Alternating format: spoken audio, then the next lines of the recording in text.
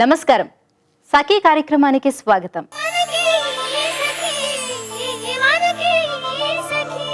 తోటి వారికి ఆపద వస్తే స్పందించే గుణం మన భారతీయ జీవన విధానంలోనే ఒక భాగమండి. అందుకే హుద్హుద్ తుపాను వచ్చినప్పుడు అతలకుతలమైపోయిన విశాఖపట్నాన్ని మొత్తం ఉత్తరాంధ్రను ఆదుకోవటానికి పెద్ద ఎత్తున సాయం చేసే చేతులు ముందుకొచ్చాయి. ఒకరు కాదు, ఇద్దరు కాదు, వందల మంది వారి వారి స్థాయికి తగ్గట్టుగా స్పందించారు. తమకు ఉన్నంతలో కొంత బాధితులకు అందించేందుకు స్వచ్ఛందంగా కదిలారు. ఆర్థికంగా, మానసికంగా బాధితులు నిలదొక్కోవడానికి తోడ్పడ్డారు. ప్రార్థించే పెదవుల కన్నా సాయం చేసే చేతులు మిన్నా అన్న మానవతామూర్తి మదర్ తెరెసా మాటలను చాలా మంది నిజం చేశారు. ఇతరులకు సాయం చేయాలనుకునే గుణమే మనిషిలో ఉన్న లక్షణాల్లో అత్యుత్తమైనది. సరే, ముందైతే ఈ కార్యక్రమాన్ని చూసేయండి, ఆ తర్వాత మిగతా విషయాలు మాట్లాడుకుందాం.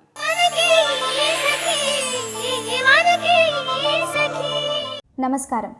మీ సఖీ కార్యక్రమానికి స్వాగతం. ఈరోజు మన కార్యక్రమంలో మనతో ఉన్నారు ప్రముఖ న్యాయవాది శ్రీమతి పార్వతి గారు. సఖులు రాసే సమస్యలకు చక్కని సలహాలు, సూచనలు అందిస్తారు. మరికొన్ని విషయాలు ఆమెను తెలుసుకుందాం.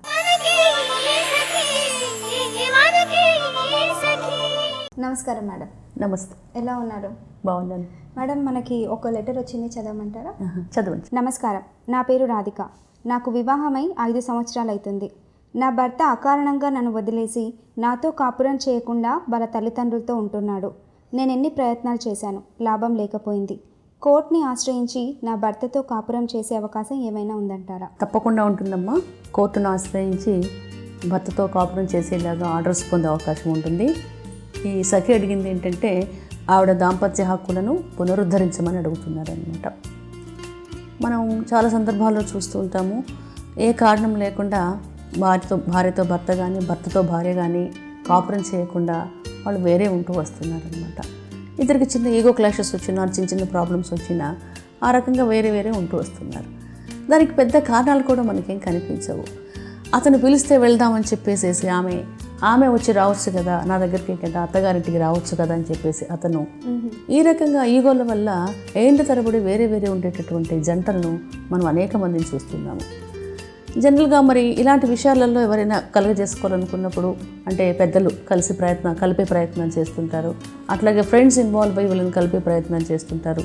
మరి ఈ ప్రయత్నాలన్నీ కూడా సక్సెస్ అవునప్పుడు, వీటిలో సక్సీడ్ అవునప్పుడు వాళ్ళు కోర్టును ఆశ్రయించి తమ దాంపత్య హక్కులను పునరుద్ధరించమని కోర్టును ఆశ్రయించి మన కుటుంబ న్యాయస్థానాన్ని ఆశ్రయించి మన హిందూ మ్యారేజ్ యాక్ట్ సెక్షన్ 9 ప్రకారము వాళ్ళకు కావాల్సినటువంటి ఆర్డర్స్ను పొందేటటువంటి అవకాశం ఉంటుందన్నమాట. దీంట్లో ఏంటంటే భర్త వాది అయినప్పుడు ప్రతివాది భార్య అవుతుంది. ఒకవేళ భర్తకు ఫేవర్గా, భర్త పరంగా కోర్టు వాళ్ళు ఆర్డర్ ఇచ్చినప్పుడు ఏమని ఇస్తారంటే భార్యను ఆదేశిస్తారనమాట.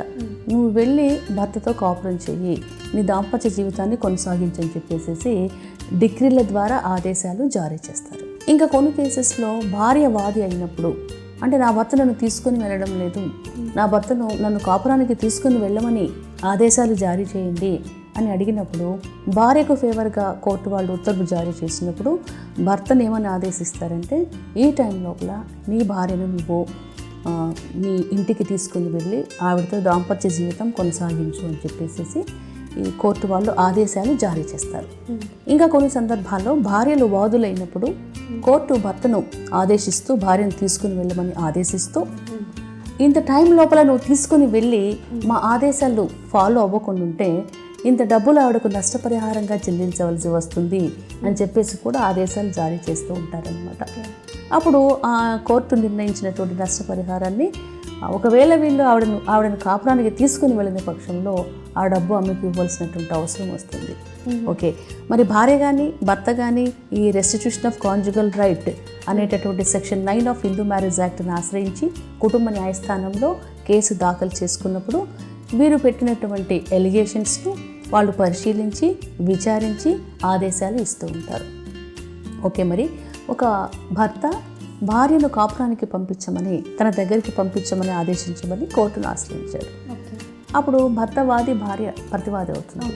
భార్య తను ఎందుకు భర్తను వదిలిపెట్టి దూరంగా ఉన్నాను అన్న కారణాన్ని కోర్టు వారి దృష్టికి తీసుకుని రావాలి, కోర్టు వారిని నమ్మించాలి.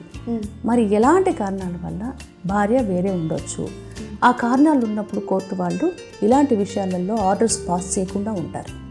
మనం ఒక్కొక్క కారణము ఆలోచిస్తూ ఉంటే మొదటి కారణం చూస్తే, ఎందుకంటే కోర్టుకు సహేతుకమైన కారణం చూపించాలి. ఫలానా కారణం వల్ల నేను విడిగా జీవిస్తున్నాను, కాపురం చేయడం లేదు అతనితో అని చెప్పుకోవాలి. ఆ కారణం ఒకటి చూసుకుంటే మనము, కొంతమంది భార్యలు ఉద్యోగాలు చేస్తుంటారు, చాలా దూర ప్రదేశాల్లో ఉద్యోగాలు చేస్తుంటారు. ఈ భర్తలు అనేటటువంటి వాళ్ళు వాళ్ళ దగ్గరికి వెళ్ళొచ్చు, వాళ్ళతో సమయం గడపచ్చు, రావచ్చు. అంటే వీకెండ్స్లో పోవచ్చు, కుదరకపోతే మంత్లీ వన్స్ వెళ్ళొచ్చు. వీళ్ళకి అక్కడ యాక్సెస్ ఉంటుంది భార్య దగ్గర అనమాట.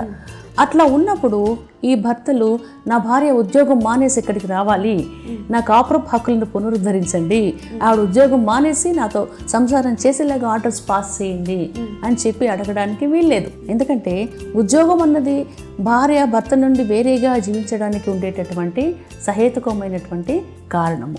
కాబట్టి ఇలాంటి పరిస్థితుల్లో దాంపత్య జీవన హక్కులు పునరుద్ధరించండి అని అడగడానికి వీల్లేదు. మేడం, ఇలాంటి కేసులో కోర్టు ఉత్తర్వులు జారీ చేస్తే వాళ్ళు దాన్ని ఫాలో అవ్వకపోతే ఎలాంటి పరిణామాలు ఎదుర్కోవాల్సి వస్తుంది? అంటే దీనికి ఏదైనా శిక్ష లాంటిది ఉంటుందా?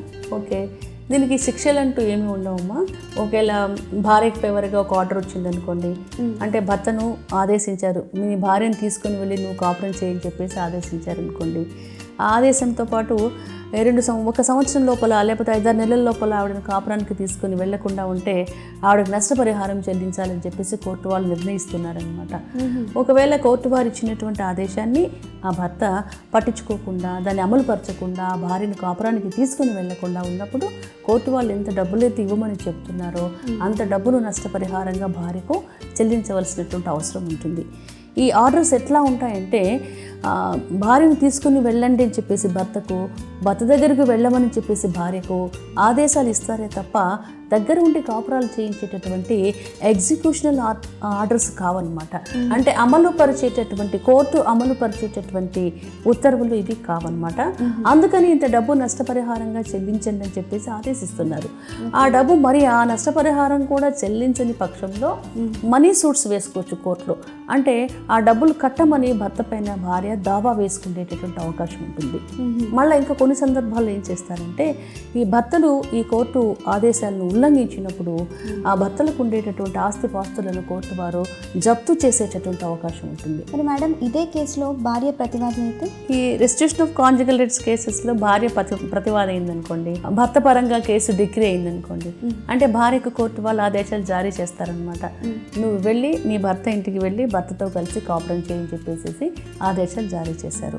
ఆ జారీ చేసినప్పటికీ కూడా, భర్త రమ్మని చెప్పినప్పటికీ కూడా, భర్త ఎన్ని ప్రయత్నాలు చేసినప్పటికీ కూడా భార్య ఆ భర్త గారింటికి వెళ్లకుండా, అతనితో దాంపత్య హక్కులు పునరుద్ధరించకుండా ఉన్న పక్షంలో వాళ్ళకి ఇంకొక రెమెడీ చూపించారనమాట. అదేంటంటే, 2 సంవత్సరాల లోపల భార్య భర్త దగ్గరికి వెళ్ళిన పక్షంలో ఈ రెస్ట్రిక్షన్ ఆఫ్ కాంజుగల్ రైట్స్ ఉత్తర్వును భార్య ఫాలో అవ్వలేదు కాబట్టి, అమలు పరచలేదు కాబట్టి, దాన్ని బేస్ చేసుకుని విడాకులు తీసుకునేటటువంటి అవకాశం భర్తలకు కానీ మళ్ళీ భార్యలకు కూడా ఉంటుంది. మరి మేడం, రాధికకి మీరు ఇచ్చే సలహా ఏంటి? సఖి రాధికకి మనం ఇచ్చే సలహా ఏంటంటమ్మా, ఆవిడ వెంటనే కుటుంబ న్యాయస్థానాన్ని ఆశ్రయించి, ఆ కుటుంబ న్యాయస్థానంలో section 9 of Hindu marriage act కింద రెస్టిట్యూషన్ ఆఫ్ కాంజుగల్ రైట్స్ అంటే దాంపత్య హక్కుల పునరుద్ధరణ గురించి ఒక కేసు వేసుకున్నప్పుడు భర్తకు నోటీసులు వెళ్తాయి. భర్త కోర్టుకు వచ్చి ఏ కారణం వల్ల తను ఆమె నుండి విడిగా ఉంటున్నాడు, ఆవిడ ఎందుకు కాపురానికి తీసుకుని వెళ్ళట్లేదు అన్న విషయాలు కోర్టు వారి ముందు పెట్టుకోవాలి. అప్పుడు కోర్టు వారు విచారించి ఆవిడకి న్యాయం చేసేటటువంటి అవకాశం ఉంటుంది. రాధిక రాసిన సమస్యకు చక్కని సలహా అందించారు మేడం. ధన్యవాదాలు. ధన్యవాదాలు. ఈ ప్రపంచం నుంచి, ప్రకృతి నుంచి తీసుకోవటానికి చాలా మంది సిద్ధంగా ఉంటారండి. కానీ తిరిగి ప్రపంచానికి ఇవ్వటానికి మాత్రం వెనుకాడతారు. ఇందుకు కారణం మన దగ్గర ఉన్నది ఇస్తే తరిగిపోతుందని భావన. కానీ కొన్ని ఇచ్చే కొద్దీ తరగు, పైగా పెరుగుతాయి. జ్ఞాన సంపద ఇచ్చే కొద్దీ పెరుగుతుందంటారు మన పెద్దలు. కానీ జ్ఞానం ఒక్కటే కాదండి, ఈ ప్రపంచంలో ఏదైనా ఇచ్చే కొద్దీ పెరుగుతుంది. అందుకు పెద్ద ఉదాహరణే సూరత్ వజ్రాల వ్యాపారి సావ్జీభాయ్ ధోలాకియా. సావ్జీభాయ్ తన కంపెనీలో పనిచేసే ఉద్యోగస్తులకు ఇచ్చిన దీపావళి కానుకలు ప్రపంచాన్ని నివ్వెరపోయేలా చేశాయి. 1200 మంది ఉద్యోగస్తులకు ఇల్లు, కార్లు, ఆభరణాలు బహుమతిగా ఇచ్చారు. సరే, ముందైతే ఈ కార్యక్రమాన్ని చూడండి, ఆ తర్వాత మిగతా సంగతులు మాట్లాడుకుందాం.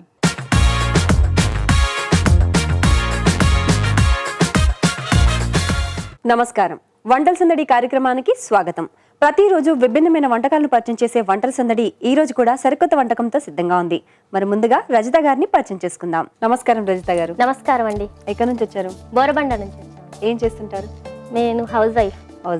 ఈరోజు మా సకుల కోసం ఏ వంటకాన్ని పరిచయం చేస్తున్నారు? చాక్లెట్ దోశ. చాక్లెట్ దోశ. బా వెరైటీగా ఉంది పేరు. మరి కావాల్సిన పదార్థాలు చెప్తారా? ఓకే అండి. చెప్పండి. మైదా, పాలు, చాక్లెట్, బటర్, సోడా. రజిత గారు, కావాల్సిన పదార్థాలన్నీ చూసాం కదా, ముందుగా ఏం చేయాలో అది కూడా చెప్పండి. ఒక బౌల్. ఈ బౌల్ సరిపోతుందా చూడండి. ఓకే.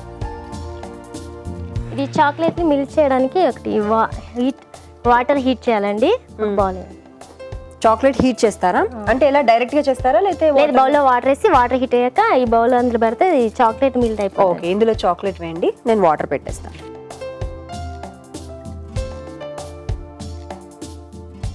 చూడండి ఎంత కావాలో. సరిపోతే బౌల్లో చాక్లెట్స్ వేసుకొని వాటర్ హీట్ అయ్యాక ఇది అందులో పెట్టాలండి. ఓకే, అంటే డైరెక్ట్ గా మనం కరిగించొద్దు అనమాట. అది మెల్ట్ అవ్వాలంటే మనము ఇండైరెక్ట్ గా వాటర్ బాయిల్ అయ్యేటప్పుడు బౌల్లో వేసుకున్న చాక్లెట్ ని పెడితే అది కరిగిపోతుంది. అవునండి, అంతే కదా? అంతే. సో ఈ లోపు మనకి ఏదైనా ప్రాసెస్ ఉందా? ఇవన్నీ ఇది వేసి కలుపుకోవాలండి. చాక్లెట్ వేసాకే కలుపుకోవాలి.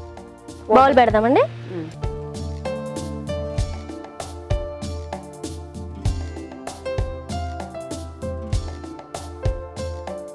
సో హీట్ అయిన కొద్దీ మనకు చాక్లెట్ అంతా మెల్ట్ అయిపోతుంది అనమాట. అవునండి. ఓకే, ఇంకా ఎలాంటి వెరైటీ వంటకాలు చేస్తుంటారు మీరు? ఎక్కువ స్వీట్స్ చేస్తానండి. స్వీట్సా? సో స్వీట్స్ లో ఎక్కువ ఎలాంటి వెరైటీ చేస్తుంటారు? గులాబ్ జామ్ ఎక్కువ చేస్తానండి. గులాబ్ జామ్. గులాబ్ జామ్ అంటేనే నోరు ఊరిపోతుంది. ఇంట్లో పిల్లలకి ఇష్టం, మా వారికి కూడా ఇష్టం అండి. సో మనకు మొత్తం మెల్ట్ అయిపోవాలన్నమాట చాక్లెట్ అంతా. మెల్ట్ అయ్యాక మనకు కావాలంటే డైరెక్ట్ గా ఇప్పుడు మైక్రోవేవ్ ఉన్న వాళ్ళు పెట్టేసుకోవచ్చా? ఓవెన్లో పెట్టేసుకుంటే మెల్ట్ అయిపోతుంది. సో ఎలాగైనా మనకు హీట్ కి మెల్ట్ అవ్వడం ఇండైరెక్ట్ గా కావాలి. ఓకే, మెల్ట్ అయిపోయిందండి, తీసేయండి.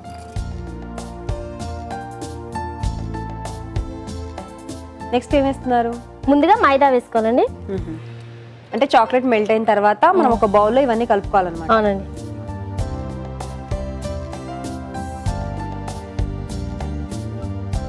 బటర్,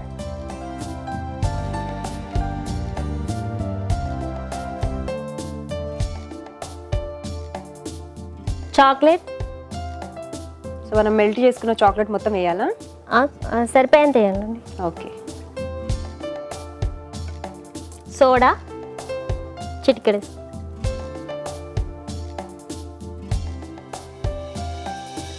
పాలేసి ఇది మిక్స్ చేయాలండి. వాటర్ అవసరం లేదా? ఇంకా వాటర్ అవసరం ఉంటే పోసుకోవచ్చు, లేకపోతే పాలైతే వేయాలన్నమాట. పాలతో కలుపుకోవాలి. సో నార్మల్ గా మనం దోశ వేస్తాం కదా అలాగే, కాకపోతే దీంట్లో మినపప్పు, బియ్యం అలాంటివి ఏమీ వాడకుండా డైరెక్ట్ గా మనం మైదాలో సోడా, చాక్లెట్, అలాగే కొంచెం బటర్ వేసాం కదా, బటర్ పాలతో కలుపుకోవాలి. చాలా సింపుల్.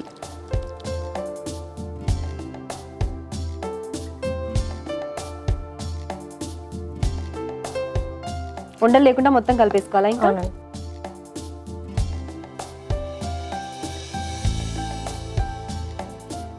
చూస్తుంటారండి మరి సఖిని మీరు?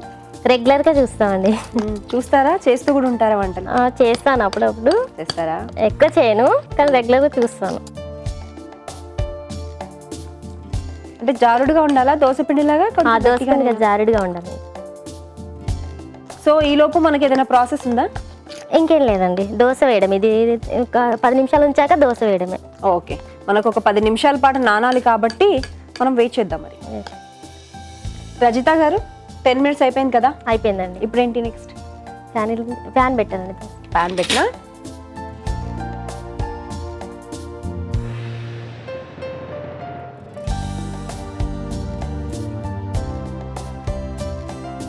వేడయ్యాక దోశ వేయడం. ఓకే, సో ప్యాన్ కూడా వేడెక్కింది కదా, నెక్స్ట్ ఏం చేద్దాం? దోశ వేసేద్దామండి. అవునా? బటర్, ఆయిల్ ఏం అవసరం లేదా? అవసరం, డైరెక్ట్గా వేయడమేనా?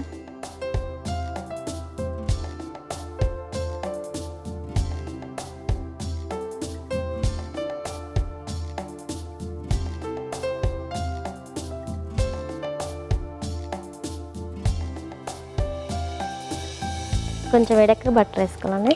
ఓకే, కొంచెం కాలాక దోశ పైన బటర్ వేసుకోవాలి.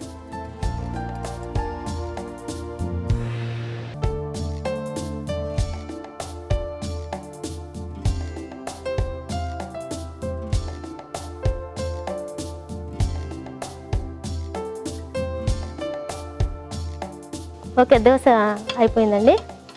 ఓకే, ప్లేట్లోకి తీసుకుందామా? ఓకే.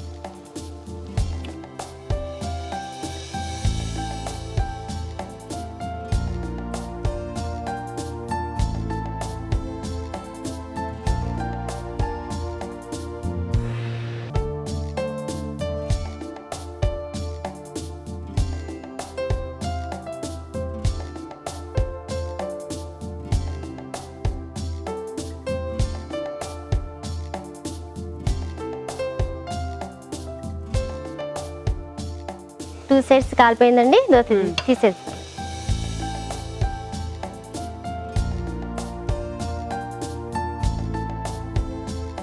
చాక్లెట్ దోశ రెడీ అయిపోయిందండి. టేస్ట్ చెప్పండి. తప్పకుండా.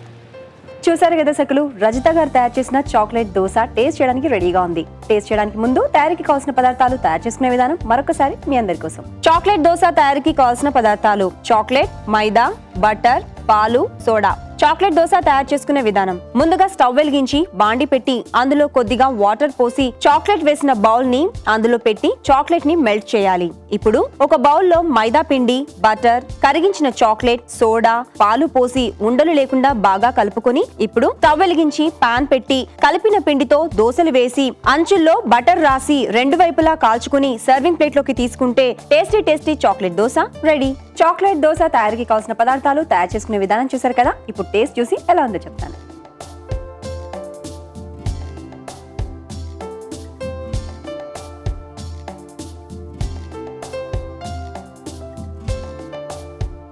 చాక్లెట్ ఫ్లేవర్ అయితే అదిరిపోయింది. చిన్నపిల్లలు ఈజీగా తినేస్తారు. అసలు ఎన్ని దోశలు వేసినా ఇంకా వదలరు. చాలా బాగుందండి. ఇంత మంచి వంటకాన్ని మా సగులందరికీ పరిచయం చేసినందుకు మీకు శ్రీ డిజైనర్స్ ECIL AS రావు నగర్ వారి గిఫ్ట్ వౌచర్. థ్యాంక్ యూ అండి. చూసారు కదా సకులు, రజిత గారు తయారు చేసిన చాక్లెట్ దోశ చాలా టేస్టీగా ఉంది. మీరు కూడా తప్పకుండా ట్రై చేయండి. మీకు కూడా ఇలాంటి వెరైటీ వంటకాలు తెలిస్తే మీరు కూడా వంటల సందడి కార్యక్రమంలో పాల్గొనాలి అంటే 0402355654 నెంబర్కి ఫోన్ చేసి వంటల సందడి కార్యక్రమంలో పాల్గొనండి. ఇది ఈనాటి వంటల సందడి. తిరిగి రేపటి వంటల సందడిలో మళ్ళీ కలుసుకుందాం. అంతవరకు సెలవు. నమస్తే. వజ్రాల వ్యాపారం చేసే సావుజీభాయ్ దోలాకియా తన కింద పనిచేసే వారికి ఇంత పెద్ద బహుమతి ఇవ్వటం ప్రతి ఒక్కరి దృష్టిని ఆకర్షించిందండి. ఉద్యోగస్తులకు పండగలప్పుడు మిఠాయిలు ఇవ్వటం, చిన్న చిన్న వస్తువులు బహుమతులుగా ఇవ్వటం చూశారు. కానీ ఒక సాధారణ ఉద్యోగి జీవితకాల కలను సాకారం చేసే బహుమతి అందించడం నిజంగా అద్భుతమే. 50 కోట్ల విలువ చేసే బహుమతులను ఎలా ఇచ్చారండి అని చాలా మంది ముక్కున వేనేసుకున్నారు కూడా. కానీ సావుజీభాయ్ మాత్రం తన సంపద ఇచ్చే కొద్దీ పెరుగుతుందని అంటారు. ప్రతిసారి ఇచ్చేదానికన్నా ఎక్కువే పొందుతున్నానని స్వయంగా ఆయన వెల్లడించారు. సంపద పంచుకోవటం వల్ల అది ఎన్నటికీ తగ్గదు కదా, మరింత పెరుగుతుందన్నదే తన జీవితంలో తెలుసుకున్న గొప్ప సత్యమని అంటారాయన. సరే, ముందైతే ఈ కార్యక్రమాన్ని చూడండి, ఆ తర్వాత మిగతా విషయాలు మాట్లాడుకుందాం.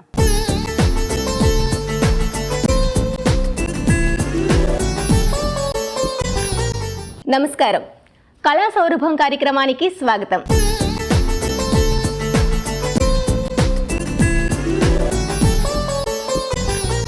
సకలు, ఇవాటి మన కార్యక్రమంలో మనతో పాటు ఉన్నారు ప్రముఖ భరతనాట్య కళాకారిణి శ్రీమతి సత్య నిమాని గారు. మరి ఈరోజు ఆవిడతో కాసేపు ముచ్చటిద్దాం.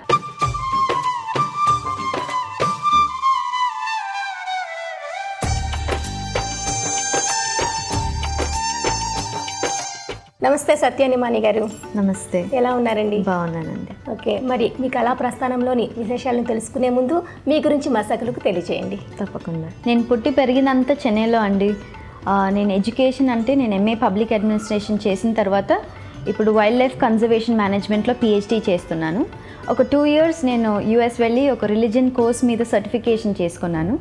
నా నాన్నగారు డాక్టర్ స్టీఫెన్ అండ్ నా అమ్మగారు అందరూ ఫ్యామిలీ మొత్తం టీచర్సే అండి. మద్రాస్ యూనివర్సిటీలో నా నాన్న ఇప్పుడు పనిచేస్తున్నారు.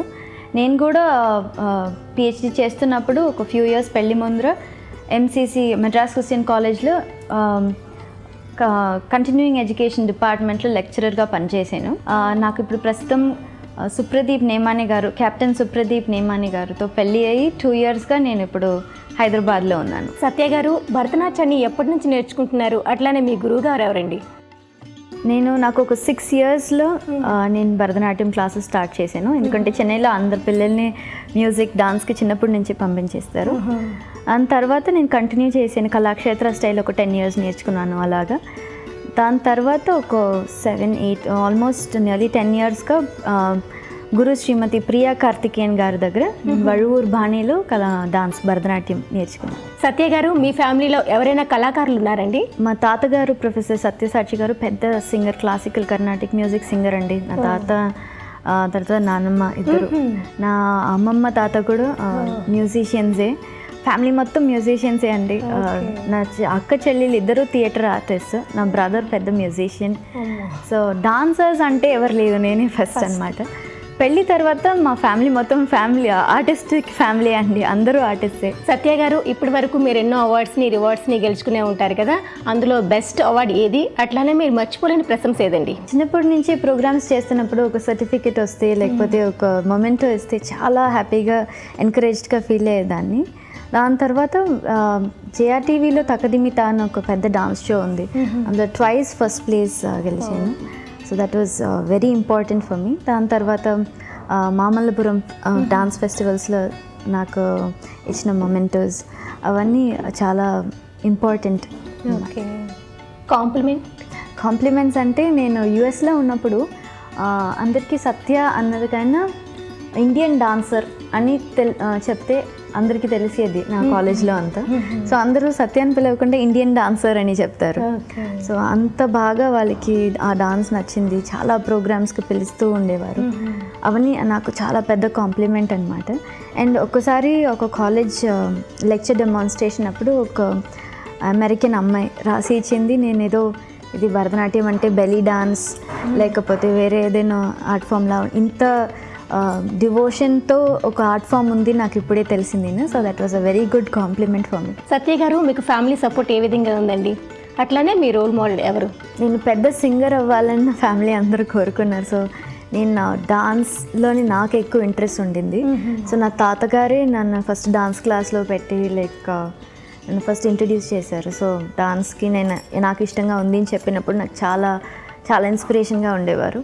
నా ఫ్యామిలీ మొత్తం నాకు పెద్ద సపోర్ట్ అండి. నాకు నా పేరెంట్స్ కానీ, నా సిస్టర్స్, నా బ్రదర్ అండ్ నా మేనత్త నాకు పెద్ద సపోర్ట్. అండ్ మామ చాలా నాకు ఫినాన్షియల్ కానీ మారల్ కానీ సపోర్ట్. అంటే డాన్స్గా నేను ఈ స్టేజ్లో ఉన్నానంటే వాళ్ళనే అని చెప్పాలి. సో నా బాబాయ్, పిన్ని అందరూ చాలా పెద్ద సపోర్ట్. పెళ్ళి తర్వాత అంటే నా హస్బెండ్ నాకు పెద్ద వెరీ బిగ్ సపోర్ట్. ఎందుకంటే అతను 12 yearsగా డాన్స్ నేర్చుకున్నారు. అండ్ దానివల్ల నాకు కరెక్షన్స్ కానీ ఏది బాగుంది, ఎలా చూడాలి, ఎలా నిల్చోవాలి, ఏ పొజిషన్ బాగుంటుంది అది కూడా చాలా ప్రిసైజ్గా చెప్తారు. నాకైనా మంచి డాన్సర్ అతను. అండ్ నా ఫ్యామిలీ చాలా పెద్ద inspiration and support. And my mother in law, ఆవిడ లేకపోతే నేనేం చేయలేను, అంత పెద్ద సపోర్ట్ అండి. ఎవరికి డెఫినెట్లీ అలాంటి సపోర్ట్ ఉండదు. ఎందుకంటే డాన్స్ అన్నది ఇట్ ఈస్ నాట్ సోలో, కూడా మనం చేస్తే కూడా ఇట్స్ అ గ్రూప్ ఎఫర్ట్. మనకు సపోర్ట్ లేకపోతే చాలా కష్టం. ఫ్యామిలీ సపోర్ట్ తప్పకుండా ఉండాలి. అండ్ సిఎస్ రామలక్ష్మి గారు, ఐఎఫ్ఎస్ సిఎస్ రామలక్ష్మి గారు, ఆవిడని చూస్తే మనకి సోషల్ రెస్పాన్సిబిలిటీ ఎంత, మన డాన్సర్గా ఉన్నప్పుడు కూడా సొసైటీకి ఎంత చేయాలి, మన ఎన్వైరన్మెంట్కి ఎంత చేయాలి అని నాకు పెద్ద ఇన్స్పిరేషన్ ఉంటుంది. అండ్ మా సీఎం గారు జయలలిత అమ్మ నాకు లైఫ్లోనే నాకు పెద్ద ఇన్స్పిరేషన్ అండి. అందరికీ ఉంటుంది and especially for me. Okay Satya గారు, మీకు భరతనాట్యం పైనే కాకుండా మరే ఇతర కళల్లోనైనా ప్రవేశం ఉందా అండి? అవునండి, నేను బండి శ్యామల గారు అని హైదరాబాద్లోనే చాలా పెద్ద వీణ టీచర్ దగ్గర వీణ నేర్చుకుంటున్నాను. అలాగే వోకల్ మ్యూజిక్ అంటే నా అత్తగారు శ్రీమతి కమలా నేమని, ఆవిడే నాకు గురువు అనమాట. సో ఈ 2 కళల్లో నాకు చాలా ఇంట్రెస్ట్ ఉంది. సత్య గారు ఓపు స్టడీస్ని, భరతనాట్యాన్ని కాకుండా ఇంకా వీళ్ళలో కూడా ప్రావీణ్యం సంపాదించాలనుకుంటున్నారు. మరి మీలాంటి కళాకారులకు మీరు చెప్పే మా సకులకు ఒక మంచి మాట. మన ఇండియన్స్ చాలా లక్కీ అండి, ఎందుకంటే మన బ్లడ్లోనే ఫైన్ ఆర్ట్స్ ఉంది. ఇందులో నేను ఏం చెప్పాలనుకుంటున్నానంటే, చిన్నప్పటి నుంచే పిల్లలకి పేరెంట్స్ ఫస్ట్ ఏంటి చేయాలంటే వాళ్ళు ఎడ్యుకేషన్లో మాత్రం కాదు, స్కూల్ వెళ్ళాలి, ట్యూషన్ వెళ్ళాలి, అది మాత్రం కాకుండా ఫైన్ ఆర్ట్స్లో కూడా వాళ్ళని చాలా ఎంకరేజ్ చేయాలి. ఎందుకంటే చాలా పిల్లలు స్కూల్ వెళ్తూ ఫైన్ ఆర్ట్స్కి టైం లేదు అంటారు, ఎగ్జామ్ ఉంది నేను చేయలేను, క్లాస్ రాలేను అంటారు. అలా కాకుండా చిన్నప్పటి నుంచి మనం వాళ్ళకి ఆ బ్యాలెన్స్ నేర్పించాలి. ఎంత ఎడ్యుకేషన్ ఇంపార్టెంటో అంత మనకి ఫైన్ ఆర్ట్స్ కూడా ఇంపార్టెంట్ అండి. ఇది లైఫ్కి ఇట్స్ వెరీ బిగ్ అసెట్ అన్నమాట ఫైన్ ఆర్ట్స్. సత్య గారు, మీ లైఫ్లో సక్సెస్ఫుల్గా ముందుకు సాగిపోవాలని నేను మా సకలు మనస్ఫూర్తిగా కోరుకుంటున్నామండి. ధన్యవాదాలు. Thank you. సకలు, మీకు విషయం తెలుసా? ఈ ప్రపంచంలో మనుషులు ఎక్కువ సంతోషంగా ఉండే సమయం ఇతరులకు సాయం చేసినప్పుడేనండి. తీసుకోవటంలో కంటే ఇవ్వడంలో ఎక్కువ ఆనందం ఉంటుంది. అందుకే మన భారతీయ సంస్కృతిలో ఈ ఇచ్చి పుచ్చుకోవటాలు ఒక సాంప్రదాయంగా వస్తున్నాయి. పండగలు వేడుకల్లో ఈ సాంప్రదాయం మనకు చాలా స్పష్టంగా కనిపిస్తుందండి. చాలా పండుగల్లో దాన ధర్మాలు చేసే పద్ధతి అనాది కాలం నుంచి ఉంది. మనతో పాటు మిగతా ప్రపంచం కూడా సంతోషంగా ఉండాలంటే మనకు ఉన్న దాంట్లో కొంత భాగాన్ని ఇస్తూ పోవాలి. ఒక్కసారి ఇవ్వటంలో ఉన్న ఆనందం తెలిస్తే ఇక ఇవ్వకుండా ఉండలేని పరిస్థితికి వస్తారు. ప్రతిఫలం ఆశించకుండా చేసే ప్రతి పనిలోనే ఆనందం, సంతృప్తి దాగి ఉంటాయి. సరే, ముందైతే మీకోసం ఈ కార్యక్రమం వస్తుంది, చూసేయండి.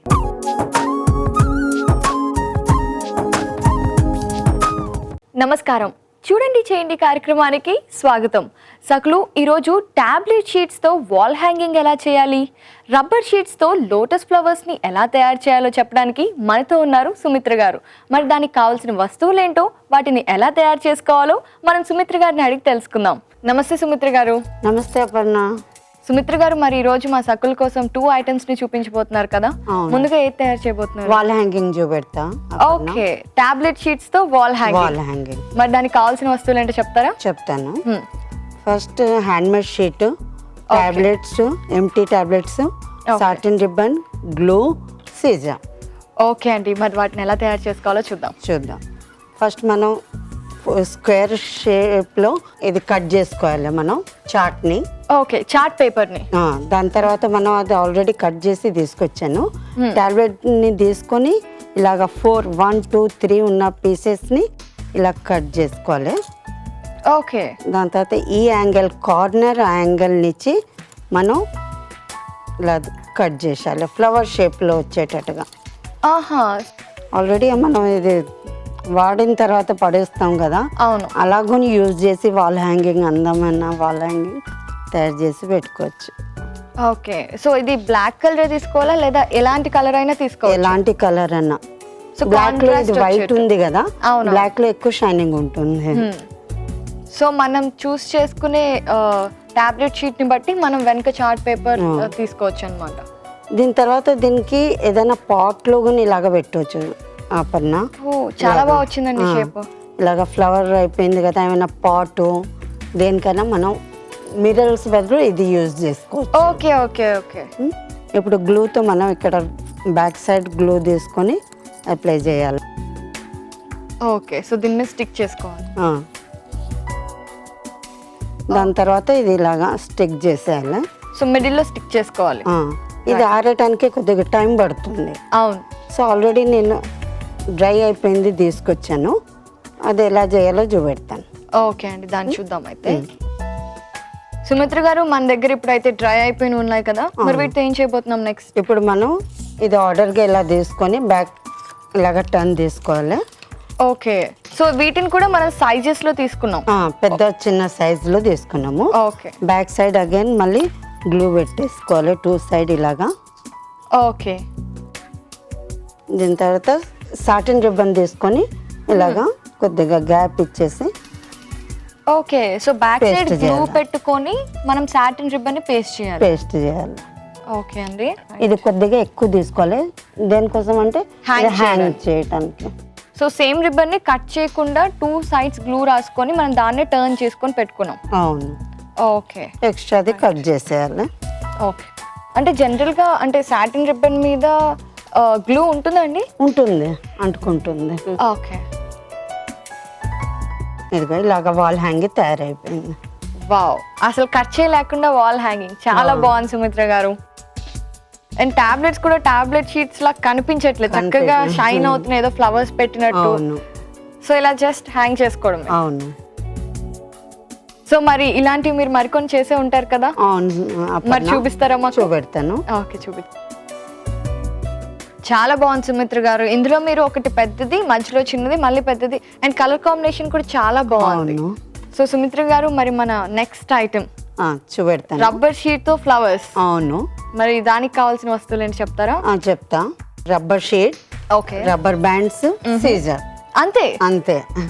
చాలా సింపుల్. అవును. సో మరి వాటిని ఎలా చేయాలో మా సర్కులకు చెప్పండి. చూపెడతాను. ఇదిగో ఫస్ట్ ఈ రబ్బర్ షీట్ తీసుకోవాలి. స్క్వేర్ గా షేప్ మనం ఇలాగా 3 కట్ చేసుకోవాలి ఇలాగా. Okay, different colours. లోటస్ అంటే పింక్ కలర్ ఉంటుంది కదా, పింక్ అన్న, రెడ్ అన్న, వైట్ అండ్ లీవ్స్ కి గ్రీన్. ఓకే, సో సగంగా కాకుండా 3 భాగాలుగా కట్ చేసుకోవాలి. ఓకే, ఎన్ని షీట్స్ కావాల్సి వస్తాయి? ఇదిగో ఆల్రెడీ ఈ షేప్ లో మనం కట్ చేసాం కదా, ఇలాగా మనకి 4 కావాలి. ఓకే, ఇలాంటివి 4 షీట్స్ అంటే 16 కావాలి మనకి. 16, రైట్. సో ఆల్రెడీ అది కట్ చేసి తీసుకొచ్చాను. ఓకే, ఇదిగో ఇలాగా 16, 4 పెట్టుకోవాలి మనం. 4. సో ఇవన్నీ మనం పెటల్స్ కింద వాడుకుంటాం, రెక్కల కింద. అవును. దాని తర్వాత మనం ఇది ఈ షేప్ లో ఇలాగా కట్ చేసేయాలి. ఓకే, సో 4 మనం గ్రూప్ లో పెట్టుకొని వి షేప్ లో కట్ చేసుకోవాలి. అవును. ఇలాగ పెటల్స్, ఫ్లవర్ పెటల్స్ ఇలా కట్ చేసుకున్నాం కదా. ఇప్పుడు లీవ్స్ కోసం కూడా మనం గ్రీన్ షీట్ తీసుకొని ఇలాగా ఫోల్డ్ చేసుకోవాలి. ఓకే, దీనికి ఇలాగా పెటల్స్ మాదిరిగా ఇలాగ కట్ చేసుకోవాలి లీవ్స్కి ఇలాగా. ఓకే, ఇది పక్కన పెట్టేసేయాలి. మనం ఇది కట్ చేసాం కదా, ఇది 4 షీట్ మనం తీసుకుందాం. 1 2 3 4 తీసుకొని ఇలాగా మధ్యలోకి మడవాలా? ఇలాగా.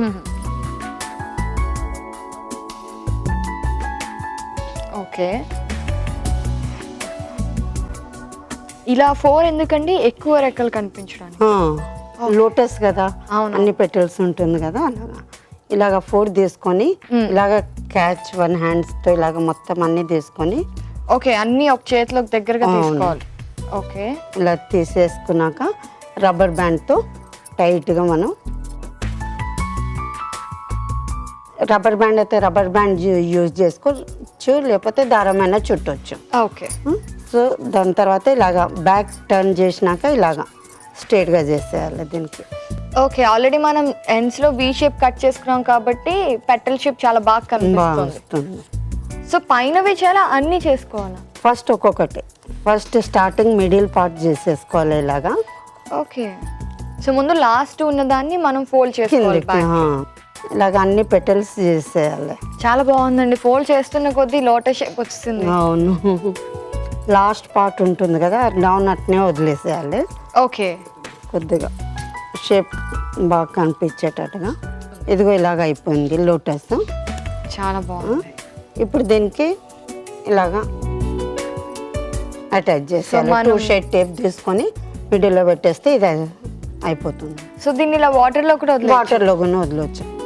సుమిత్ర గారు చాలా తొందరగా, చాలా చక్కగా, చాలా అందమైన ఫ్లవర్ ని చేసి చూపించారు. మరి ఇలాంటివి మీరు ఇంకేమైనా చేశారా? చేసి తీసుకొచ్చాను, చూపెడతాను. తప్పకుండా. ఇదిగో అపన్న, ఇది చేసుకొని తీసుకొచ్చాను. దీంట్లో మిడిల్లో క్యాండిల్ కొని పెడతాము, ఇంకా అందం ఉంటుంది. ఇది క్యాండిల్ ఇలా పెట్టేసి వాటర్లో పెడితే చాలా షో ఉంటుంది. ఓకే, ఓ వావ్, చాలా బాగుంది సుమిత్ర గారు. ఇంట్లో హాల్లో కూడా మనం అంటే పాండ్స్ పెట్టుకుంటూ ఉంటాం కదా, సో అందులో ఇలా వాటర్ లో పెట్టుకుంటే చాలా బాగుంటుంది. ఒక మంచి ఎరోమా క్యాండిల్ కూడా పెట్టామంటే చాలా అందంగా ఉంటుంది. చాలా బాగుంది సుమిత్ర గారు.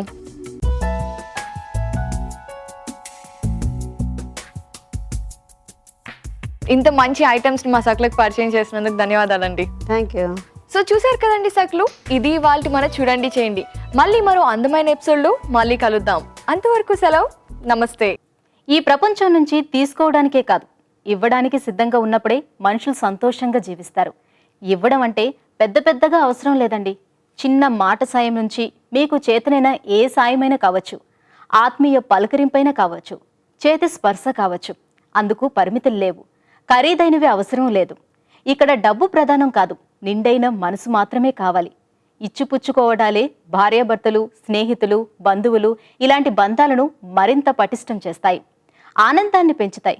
ఒక్క మాటలో చెప్పాలంటే మన జీవితంలో సంతోషం ఇచ్చిపుచ్చుకోవడాల మీదే ఆధారపడి ఉంటుందండి. మన ఆనందం కాకుండా ఇతరుల ఆనందాన్ని కూడా జీవితంలో భాగం చేసుకున్నప్పుడే జీవిత పరమార్థం తెలుస్తుంది. సరే, ఈ కార్యక్రమంపై మీ అభిప్రాయాలను, సూచనలను మాకు రాసి పంపించండి. మా చిరునామా సఖీ, ఈటీవీ, రామోజీ ఫిలిం సిటీ, హైదరాబాద్ 501512. మా ఇమెయిల్ ఐడి saki@etv.co.in. మా ఫోన్ నెంబర్ 040235556540. ఇది ఇవాల్టి సఖీ కార్యక్రమం. రేపటి సఖీ కార్యక్రమంలో మళ్ళీ కలుసుకుందాం. నమస్కారం.